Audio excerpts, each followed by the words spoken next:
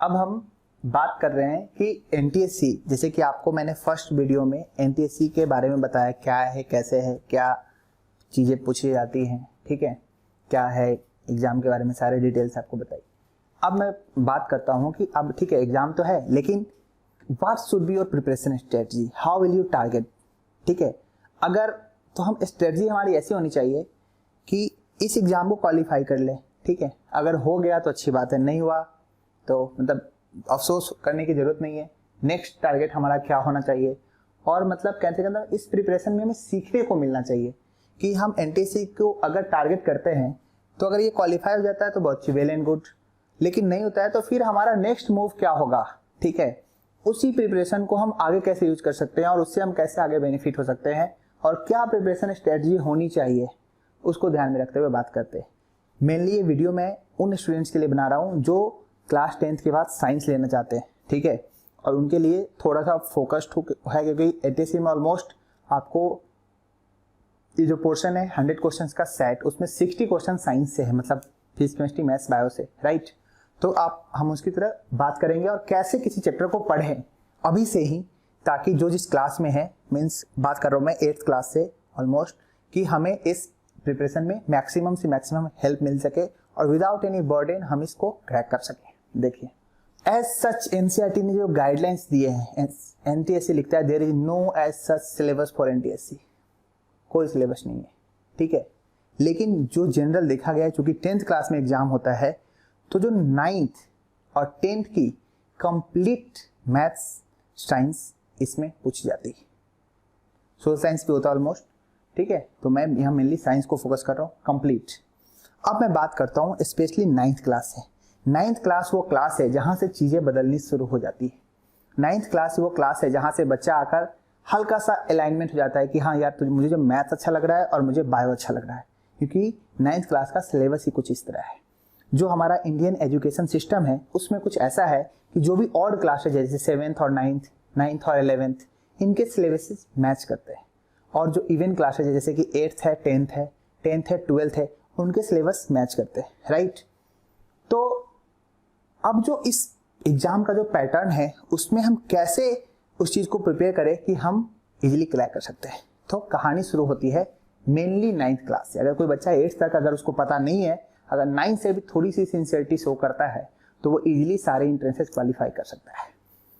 अब सबसे पहले 9th क्लास में क्या होता है, 8th तक तो एक नॉर्मल साइंस की बुक आती है, 9th क्लास से थोड़ी सी चीजें बदल जाती है। टीचर्स भी फिजिक्स के अलग होते हैं, केमिस्ट्री के अलग होते हैं, बायो के अलग होते हैं, और दूसरी बात 9th क्लास 11th के साथ बहुत ही अच्छा तालमेल दिखाता है, ठीक है। उस तालमेल को समझने की जरूरत है और उससे हमें दो फायदा होगा। एक तो 11th क्लास में जब हम जाएंगे, दूसरी बात तो एक चीज मैं और बताना चाहूंगा कि जो बोर्ड क्लासेज है ना हमारे 10th और 12th, उसका पर्पस आपको बस मार्क्स दिलवाना है, ठीक है। उसमें आप मैक्सिमम से मैक्सिमम स्कोर कर पाते हैं, लेकिन वही आप जब किसी भी चीज के लिए जाते हैं, जैसे मेडिकल के लिए, इंजीनियरिंग के लिए, तो वहां पे आपको एंट्रेंसेस क्वालिफाई करने पड़ते हैं, लेकिन उस एंट्रेंस का सिलेबस इतना ज्यादा होता है कि हम कोप अप नहीं कर पाते, ठीक है।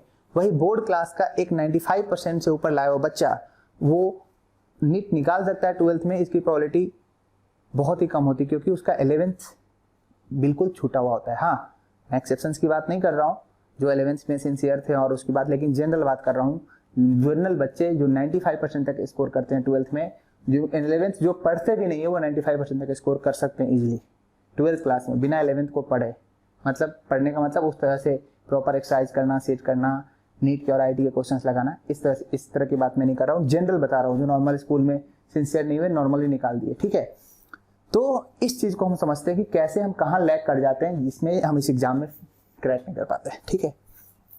सबसे पहले मैं बात करता हूँ पार्टिकुलर सब्जेक्ट फिजिक्स के बारे में। फिजिक्स में जो क्लास 9th में चैप्टर आते हैं वो आते हैं मोशन, ठीक है, न्यूटन्स लॉ ऑफ मोशन, फिर आता है आपका वर्क एनर्जी पावर, फिर आता है आपका ग्रेविटेशन, फिर आता है आपका उसमें ग्रेविटेशन के साथ थोड़ा आपको फ्लूइड मैकेनिक्स के पार्ट है, और फिर आता है साउंड, राइट। और यही चैप्टर एज इट इज आपको क्लास 11th में आते हैं। तो आप क्या करें, जब भी आप 9th क्लास से ही जब भी इन टॉपिक्स को पढ़ते हैं तो आप एक बार 11th क्लास के सिलेबस को जरूर टच करें। सेम चीजें, मोशन अंडर ग्रेविटी जैसे फ्री फॉर 9th में होगा वैसे ही 11th में होगा। इसमें कोई शक नहीं है कि आप 9th में उस चीजों को कवर नहीं कर सकते। आप अपने कंसर्न टीचर से, कंसर्न फैकल्टी से, जहाँ भी पढ़ रहे हैं वो, अगर आप कोचिंग इंस्टीट्यूशन में हैं जो मतलब एनटीसी के नेम पे आपको प्रिपरेशन करा रहे हैं तो वो यही करते हैं और कुछ नहीं करते हैं। अगर आप किसी भी स्कूल में हैं तो आप थोड़ा सा सिंसियरिटी है, अब तो इतना ज़्यादा डिजिटल हो गया सब कुछ कि आप सब कुछ यूट्यूब पे भी पढ़ सकते हैं, किसी भी क्लास का सिलेबस कभी भी कर सकते हैं, राइट। तो इस तरह से जो भी इसको बोलते हैं कॉरेस्पॉन्डिंग लेसन्स जो भी है, चैप्टर्स जो भी है, उसको आप नेक्स्ट क्लास का, नेक्स्ट लेवल के कॉरेस्पॉन्डेंस में कवर करें। जैसे कि मोशन, आप अगर मोशन द ग्रेविटी पढ़ रहे हैं, रिलेटिव मोशन पढ़ रहे हैं, ठीक है, सर्कुलर मोशन पढ़ रहे हैं, तो हल्का सा 11th क्लास का भी आपको देखना पड़ेगा। 9th का 11th के साथ बहुत ही जबरदस्त रिलेशन है, ठीक है। इस तरह आप न्यूटन्स लॉ ऑफ मोशन कर रहे हैं तो थोड़े से, क्योंकि 9th क्लास में थ्योरेटिकल चीजें ज्यादा है, ठीक है। अच्छा, एक बुक मैं यहाँ पे सजेस्ट करना चाहूंगा आपको। 9th क्लास से एक बुक आती है, मतलब वैसे तो 6 से आती है, लेकिन 9th क्लास से आपको ये अपनी आदत डाल लेनी चाहिए कि आप एनसीईआरटी को कंप्लीटली सॉल्व करें। प्लस एनसीईआरटी की एक और इसके साथ बुक आती है जो है एनसीईआरटी एग्जाम्पलर, ठीक है, साइंस की बहुत अच्छी बुक है। 9th 10th की कंप्लीट एग्जाम्पलर बुक को सॉल्व करें, राइट। उसके बाद जो भी करस्पॉन्डिंग लेसन है, फर्स्ट लेवल में पहले आप 9th कवर करें, उसके बाद 9th में ही कोशिश करें एनटीएससी के सिलेबस को टारगेट करने का। 9th में आपके पास अच्छा खासा टाइम है कि आप पूरे के पूरे मैथ को सेक्शन को, रीजनिंग को टारगेट कर सकते हैं। 8th क्लास में टारगेट कर सकते हैं रीजनिंग सेम ही रहता है, वही रीजनिंग आपको आगे तक काम देगा। आगे जाकर अगर आप यूपीएससी में आते हैं वहां भी हेल्प मिलेगा, या किसी जनरल कॉम्पिटिशन में जाते हैं वहां भी आपको रीजनिंग हेल्प करेगा, राइट। तो इस तरह से फिजिक्स की आप प्रिपरेशन करें। मीन्स अगर आप मोशन द ग्रेविटी अगर आप क्लास 9th का कर रहे हैं तो आप कोशिश करें कि मैं 11th का भी कर सकता हूँ, क्योंकि उसमें आपको कोई डिफरेंशिएशन इंटीग्रेशन की जरूरत नहीं पड़ेगी, आप इजीली कवर कर सकते हो, रिलेटिव मोशन पढ़ सकते हो इजीली, राइट। इसी तरह मैं बात करता हूँ केमिस्ट्री की। 9th क्लास में मोल कंसेप्ट आता है, आप इजीली क्लास 11th के मोल कंसेप्ट को कवर कर सकते हैं, नो डाउट। आप एटॉमिक स्ट्रक्चर, थोड़ा सा आपको स्टेप अहेड रहना पड़ेगा, थोड़ा सा आपको देखना पड़ेगा कि क्या क्या रिलेटिव, ये सब काम टीचरों का है। जो भी कंसर्न टीचर जो आपके साथ में है, जो आपको प्रिपेयर करा रहे हैं, पढ़ा रहे हैं, वो सभी सारी चीजें आपको करवाएंगे, ठीक है।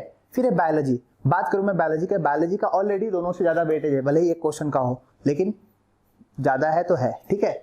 बायो में बात करूं, बायो के जो चैप्टर्स है, बायो के जो 9th के चैप्टर्स जैसे कि सेल है, टिश्यू है, राइट। फिर आपको डाइवर्सिटी इन लिविंग ऑर्गेनिज्म है, जहां से आप डिसाइड कर लेते हो कि बायो बहुत टफ है, हाँ, डाइवर्सिटी पढ़ के। फिर आपको why do we fall ill, जिसको ह्यूमन हेल्थ एंड डिजीज कहेंगे। फिर इंप्रूवमेंट इन फूड रिसोर्सेज और नेचुरल रिसोर्सेज, ये जो 6 चैप्टर्स है ना, ठीक है, ये काफी इंपॉर्टेंट है। ये same chapters as it is 11th में आते हैं, same chapters as it is 11th में आते हैं। तो आप सेम चाहे तो 11th क्लास की एनसीईआरटी को कवर कर सकते हैं, आपको बहुत हेल्प मिलेगा, नो डाउट।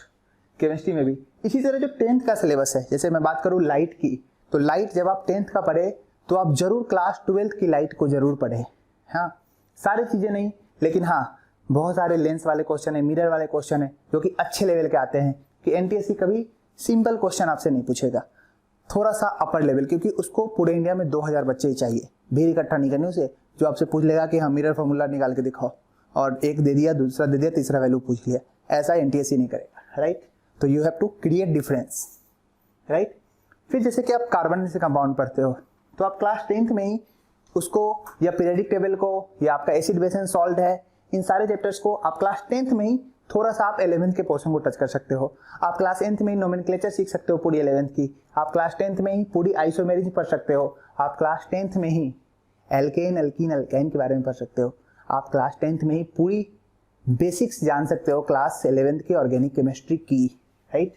तो ये स्ट्रेटजी है, राइट। क्लास 11th में जो सबसे बड़ा पोर्शन है बायो का, ठीक है, क्लास 10th का बायो का सिलेबस बहुत ज्यादा है, इसमें आप क्लास 11th की अच्छी खासी बायो कवर कर सकते हो क्लास 10th में ही।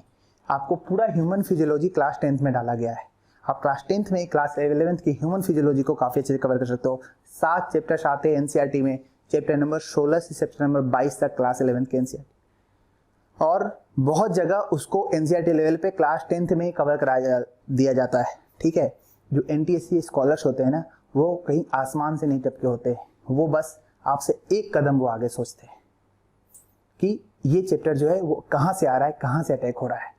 तो आप 2 ईयर 3 ईयर का प्रीवियस ईयर देखोगे तो आप राइट स्ट्रेटजी बना पाओगे कि एनसीईआरटी क्या पूछ रहा है, कहाँ से अटैक कर रहा है हम पे, और हम कहाँ से टारगेट कर सकते हैं एनटीएससी को। तो मैं ये कह रहा हूँ, जो भी आपका 9th और 10th का सिलेबस है, जो चैप्टर्स मिल रहे हैं, जैसे कि अब हिट नहीं है 9th में पढ़ना, तो हमें जरूरत नहीं है हिट की क्वेश्चन करने के 11th क्लास की। अगर SHM नहीं है 9th में तो हमें जरूरत नहीं है simple harmonic motion 11th class की पढ़ने की, राइट। लेकिन जो चैप्टर दे दिया है 9th और 10th में उसको आप अच्छे लेवल से एक बेटर अंडरस्टैंडिंग के साथ पढ़ें, न्यूमेरिकल्स सॉल्व करें। न्यूमेरिकल्स के लिए काफ़ी अच्छी अच्छी बुक आती हैं, जैसे मैंने आपको बताया NCERT एग्जाम्पलर काफ़ी अच्छा बुक है, ठीक है। इसके अलावा भी बहुत सारे बुक हैं जिसको आप प्रैक्टिस करो। तो ये आपको साइंस के लिए स्ट्रेटजी रखना पड़ेगा। बायो में जो भी कंसर्न चैप्टर्स है उसके लिए आप क्लास 11th की NCERT पढ़े और जो 12th से मैच करता है उसके लिए 12th की NCERT पढ़े, that's enough for biology. Chemistry में थोड़ा सा आप मोल कंसेप्ट ये सब सारे टॉपिक्स 11th से कर सकते हैं और जो भी रिलेटेड टॉपिक्स है उसको आप NCERT से करें, क्योंकि NCERT से अच्छी केमिस्ट्री कहीं नहीं लिखी गई, ठीक है।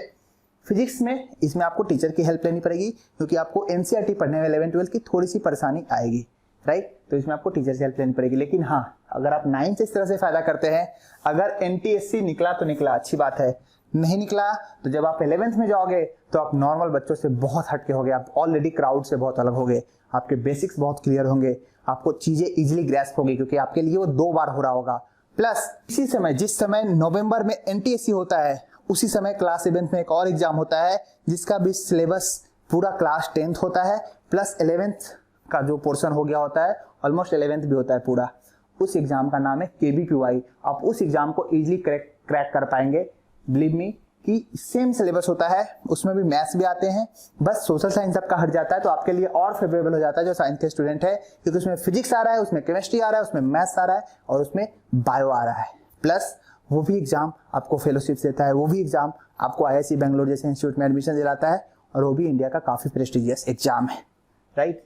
तो NTSC, if not NTSC then KVPY, Kishore Vigyan Protsahan योजना, काफी अच्छा एग्जाम है ये। IISc, इसके बारे में जो भी इंफॉर्मेशन चाहिए आपको IISc बेंगलोर के साइट पे मिलेगा, राइट। KVPY आप लिखोगे गूगल पे, आप जाओगे, इसके बारे में आपको प्रीवियस ईयर पेपर क्या क्या आते हैं क्या क्या नहीं आते सब कुछ मिलेगा, राइट। तो ये था आपकी प्रिपरेशन स्ट्रेटजी का। इसके बाद भी आपको कोई लगता है कोई प्रॉपर इन्फॉर्मेशन चाहिए तो आप डिस्क्रिप्शन में मेरे नंबर है या फिर जो लिंक्स है आप मुझसे कांटेक्ट कर सकते हो, या फिर लास्ट में आपको मिलेगा मेरे नंबर, आप पूछ सकते हो। दैट्स हाउ, वही आपकी प्रिपरेशन स्ट्रेटजी जो है ये स्टेज 1 2 दोनों में काम आएगा, राइट। क्योंकि स्टेज 2 जो होता है वो मई में हो जाता है। एक बच्चा 10th देता है मार्च में, उसके बाद अप्रैल में वो जाता ही है, अप्रैल में एडमिशन नहीं लेता है, आपका ये स्टेज भी हो जाता है, तो आपको ज़्यादा टाइम नहीं मिलेगा। तो आप जो पहला प्रिपरेशन कर रहे हैं ना फ्रेश, उसी को उस लेवल तक कीजिए ताकि आपको काफ़ी अच्छा हेल्प मिले। Thank you so much. उम्मीद है ये वीडियो आपको हेल्प करेगा और आपको अच्छे से अच्छा स्कोर लाने में NTSC में काफ़ी हेल्प करेगा। और लोगों से शेयर करें, इसे सब्सक्राइब करें। Thank you so much.